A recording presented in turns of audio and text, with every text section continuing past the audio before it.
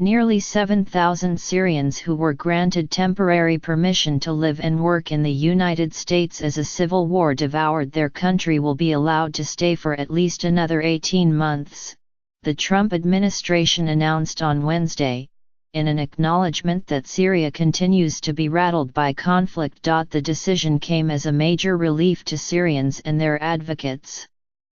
Over the past year, the administration has ended temporary protected status, as the humanitarian program is known, for Salvadorans, Haitians and Nicaraguans, decisions that will collectively expose more than 326,000 people to deportation. The Homeland Security Secretary, Kirstjen M. Nielsen, said that the situation in Syria justified allowing Syrians to remain in the United States after carefully considering conditions on the ground.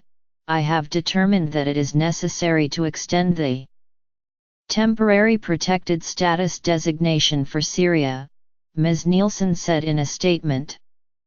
It is clear that the conditions upon which Syria's designation was based continue to exist. Therefore an extension is warranted under the statute.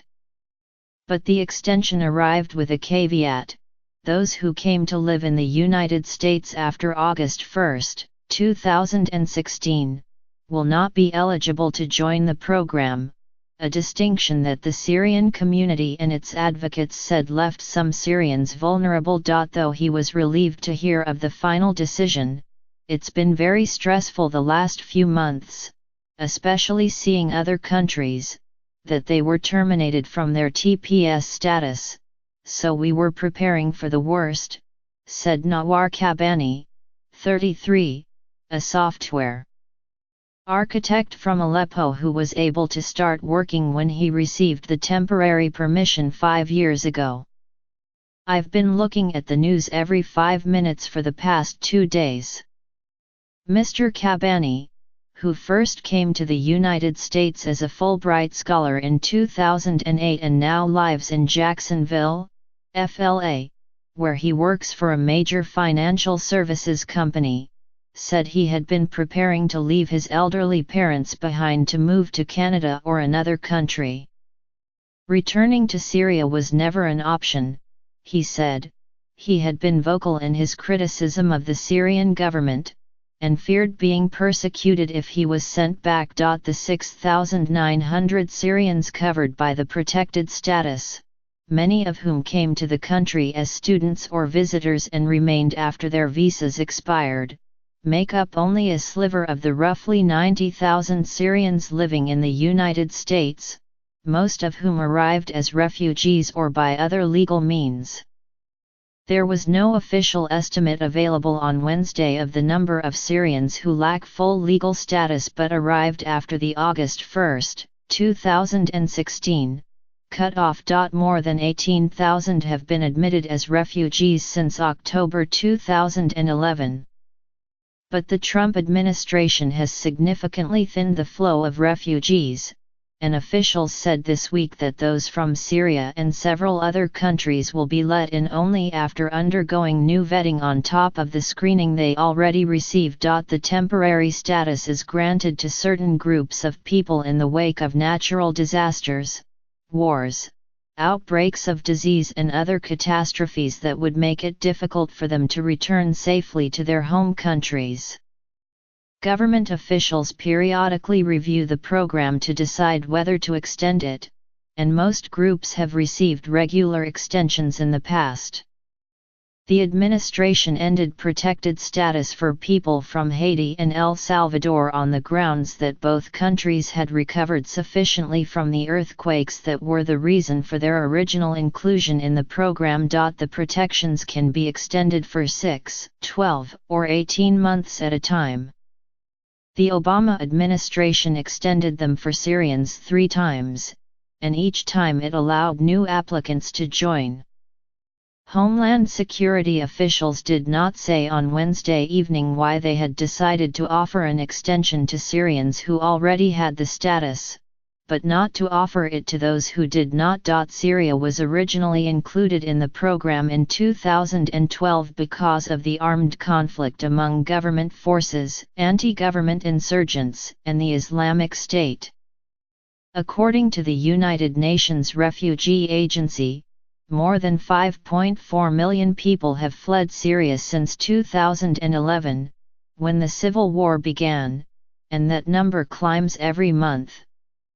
Another 6.1 million Syrians have been forced from their homes, but are still living within Syria's borders. Just this month, the United States accused the government of Syria's president, Bashar al-Assad, of attacking its own people with chemical weapons, a war crime, in the same region that was devastated 4 years ago by the deadliest chemical attacks of the entire Syrian conflict. There is no way to go back, said Radwan Ziadeh, a prominent Syrian dissident who was denied political asylum last year, but has been allowed to remain in the United States under the program.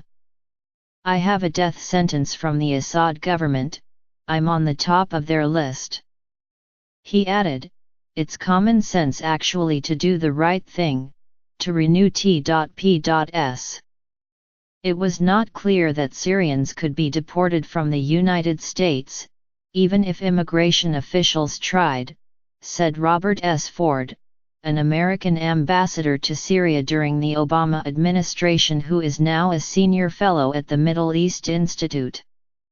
There is no direct air service between the two countries, and neither country maintains an official diplomatic presence in the other, which may complicate any efforts to obtain the documentation required before anyone can be deported. Advocates for extending protected status for Syrians had been hopeful that the administration understood the depths of the challenges still facing Syria.